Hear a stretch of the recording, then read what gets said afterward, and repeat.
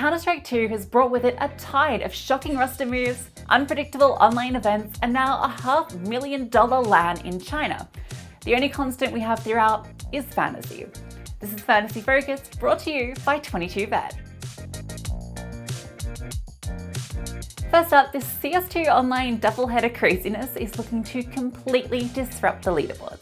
Both the regular full season leaderboard, where the current top 2, I9 and Frita, look to be overtaken, as well as in the celebrity board, where a complete shuffle of the top 10 and beyond is looking on the cards. But the biggest victor of all looks to be Maniac.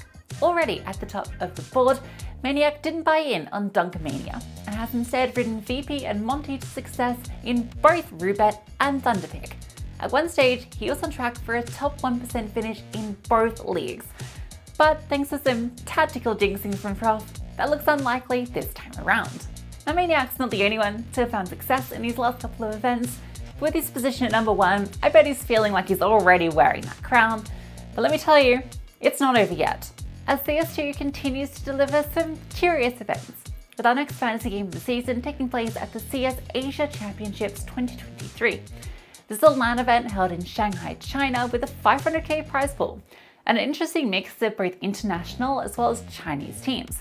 Note also that Liquid and G2 were replaced by NIP and Wings Up for this event, which is reflected in the teams you can draft. Which leads me to one of my golden rules of fantasy, your 22bet knowledge bomb: play the format. Bear with me.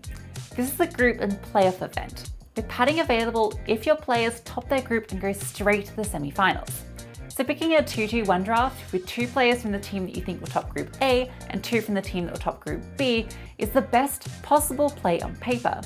But if one of your teams comes second in their group, there's a chance that your players could meet in the semis. So instead, you could pick 4 players from 2 teams that come first and second in one group, which would put them in quarters and semis on opposite sides of the bracket.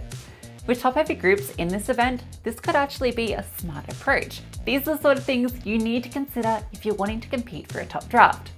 So let's talk about some of the players you could pick up. For your big ballers, you are spoilt for choice, with the top 4 teams bursting with gold-plated players. Starting with Mouse, if you're spending the cash, drop it on Torshi. At 223k, he's a good chunk cheaper than Frozen and has been going toe-to-toe with him throughout CS2.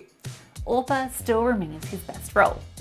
It's a similar story with FaZe, but I'm actually going to put forward Rops as the biggest baller. At 225k, he's a bit more costly than Brokey, who has been fantastic, but that just means less people are going to pick him, giving you an opportunity to jump ahead if Rops goes full god mode. He's on a 12 series positive streak and has done nothing but click heads, so put Headshot Machine on him. Now it's risky, but if you want to pick into Astralis and take advantage of the end stand-in situation, Device's price at 219k feels like a good choice. I mean, that's cheaper than Torji and you're getting Device. Orpearl obviously makes sense. You can also go Stat Hunter if you wish. For your safe bet, there are 2 players I can recommend that are head and shoulders above everyone else in this bracket, and that's Brain and Twist. Despite the roster rumors at 207k apiece, they are as safe a pick as you can get from a team that is basically locked in to top 2 in their group and maybe favorites to take the whole thing. We're talking the team that won the first CS2 LAN. Both players' Headshot Machine is more than viable, but if you're going for both of them, then put Entry Fragger on Rain, which will do the job nicely. Now, EcoPick is where things get interesting because there are a lot of cheap players here. Dare you venture into the depths of the draft? Well, I want to urge a little bit of caution. You might look at the bottom and see Wings Up with some very tempting price tags and think, maybe they could upset this shaky last-minute edition of NIP. But this is the Wings Up roster that qualified for the event, not the current roster with Kriyas and bloggers, so best to avoid picking into them. If you're looking for the Chinese upset team, my money would be on Lin Vision. They have a decent chance of coming 3rd in their group and could potentially upset ENCE and Astralis in their current states.